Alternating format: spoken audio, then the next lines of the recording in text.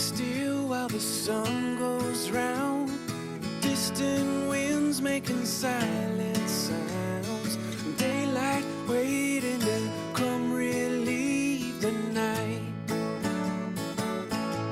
So let it shine, shine, shine, shine on me.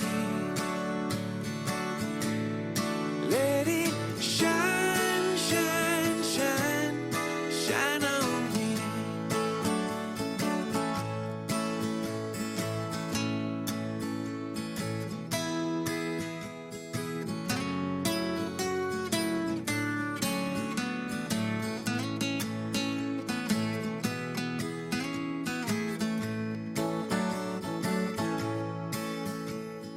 Nothing left where the footprints stand.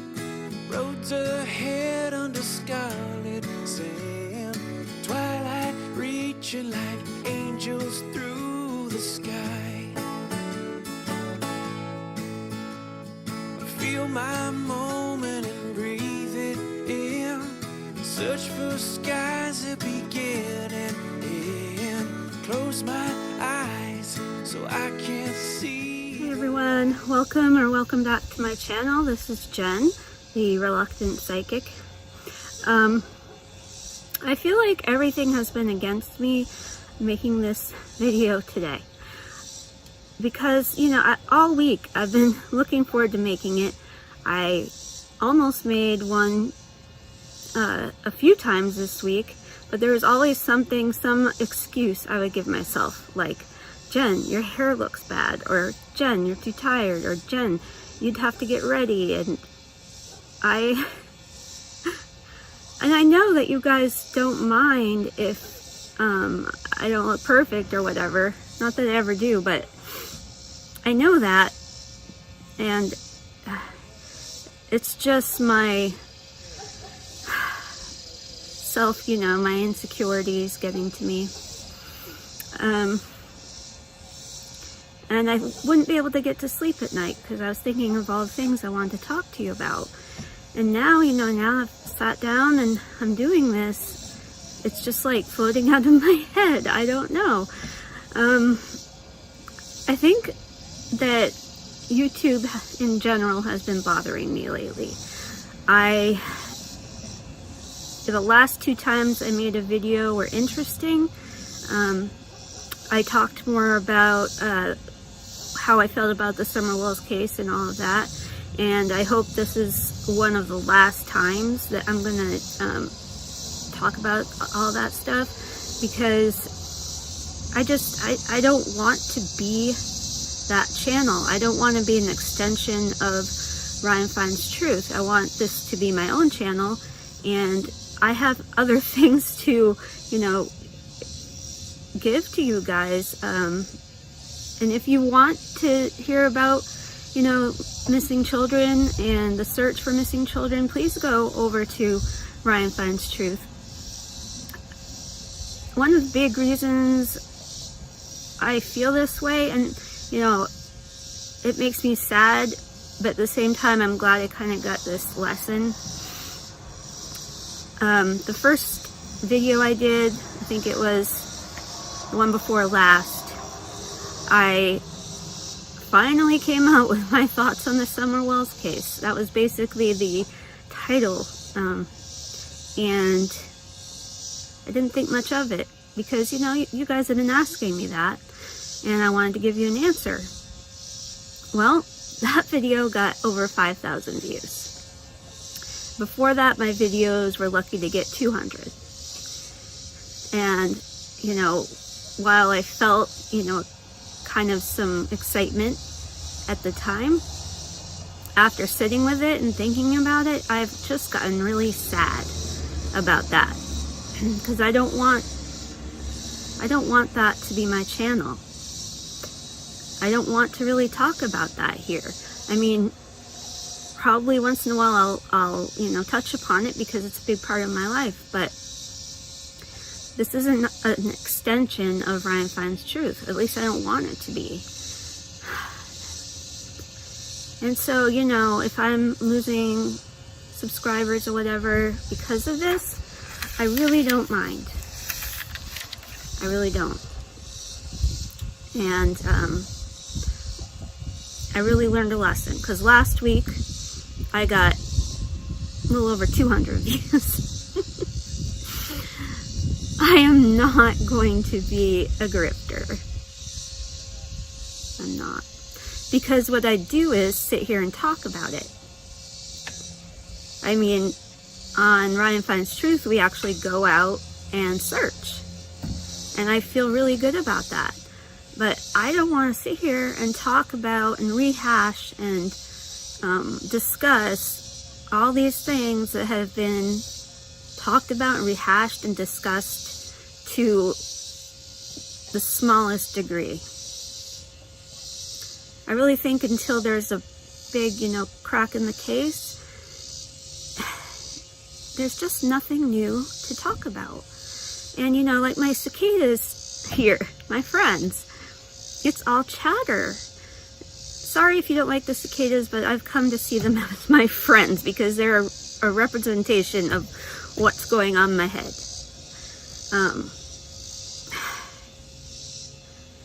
It's just amazing. I mean, okay, so that was going on, and that bothered me a lot. And so it kind of brought me down a little bit.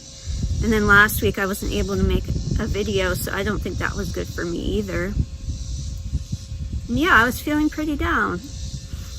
And then someone pointed out that in my last video, there was a hummingbird that came to the flowers behind me. And I thought that was really sweet. And then though, after that, I just kept seeing them everywhere. And I know, excuse me. I know that if you're looking for something, you'll find it. Like, if you're just looking and looking and looking, you're always going to see some sort of sign or symbol somewhere.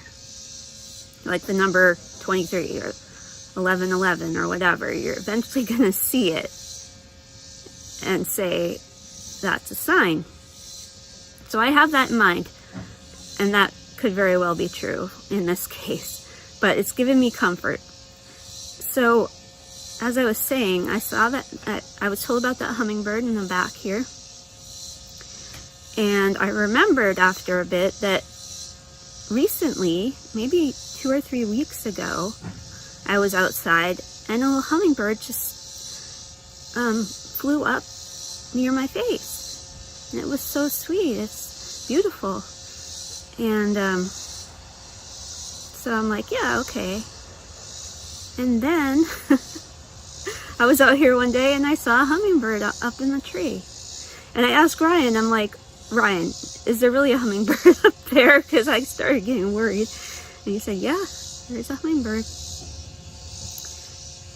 Then the other day, I was sitting in traffic, and as usual lately, I was thinking about this channel and thinking about why I can't get the words out and whatever. And I looked at the car ahead of me, and the license plate had a hummingbird on it. Of course, I didn't have anyone there to ask if they really saw it, but I know I saw a hummingbird. So this has been happening to me quite a bit. And honestly, I gotta tell you, I'm not kidding. I have you guys up on 4 books and a stand because another thing against me, I don't have my recording equipment that I need because Ryan's on a search and he had to take it with him. So yeah, you're propped up in a bunch of books.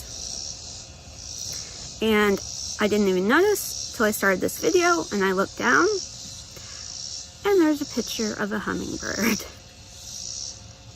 I would show you, but I'd have to take it out, and I don't want you guys to topple over. But maybe at the end I'll be able to show you. So I was thinking, well, what does this mean? I mean, they're so beautiful and tiny, and they just kind of hover there in the air, unlike any other bird. So I'm like, well, I'll just look into it. And I learned that hummingbirds are considered a spirit animal. And I haven't told you about my, my spiritual journey all that much. Just kind of afraid, but I'll get into it now. I do have spirit guides or angels, which I'll talk about in a minute. I have 2. And I always wondered why I didn't have a spirit animal. Because I'm like, doesn't everybody have a spirit animal? And I'm like, oh, I like cats, that must be it. But no. So I was thinking about it, I'm like, wow, hummingbirds must be my spirit animal. So I looked into it, and I'm going to be reading because I can't keep anything in my brain lately. It said that hummingbirds have a profound connection to the divine, and they need to savor the sweetness of existence, or they believe you need to savor the sweetness of existence. And this is represented by how they sip nectar, and then they just hover there for a bit, savoring that nectar. And then they're also a sign of joy and joy and the perseverance of positivity through negativity. And that makes so much sense to me right now. I'm trying to see the positive through the negative of this whole YouTube thing. And I find joy and comfort doing this channel. I find joy and comfort in other types of YouTube channels. Like I enjoy reading vlogs and crafting videos, that sort of thing. And sometimes I just listen to them as background noise or whatever. So yeah, I've needed to see the positivity through negativity, especially lately, because I've been down in that black hole of YouTube. Sorry for the noise. Everybody's out on the lake today, along with the cicadas. And I know it's distracting, but I'm not going to stop now because I've finally been able to start, and so I need to keep going. Lastly, what I read was hummingbirds visit I don't know what's wrong with me today. I'm sorry. This is not going to be edited out probably, so bear with me. Hummingbirds' visits are often seen as spiritual symbols. So, yes, I believe that the hummingbird is my spirit animal. And I'm so grateful to that because they're so beautiful and sweet, and I don't know. It just rings true to me. And I'm very grateful that it came at this time. In body, I've been fine. I haven't been sick. My daughter's been sick, but I've stayed well. But my mind is just a bunch of chatter, just like the noises you hear behind me. Dogs and jet skis and boats and cicadas. I realize that. I'm gonna keep going. So I just discovered the hummingbird as my spirit animal, and I told you that I have spirit guides or angels as well. And at the moment I have 2.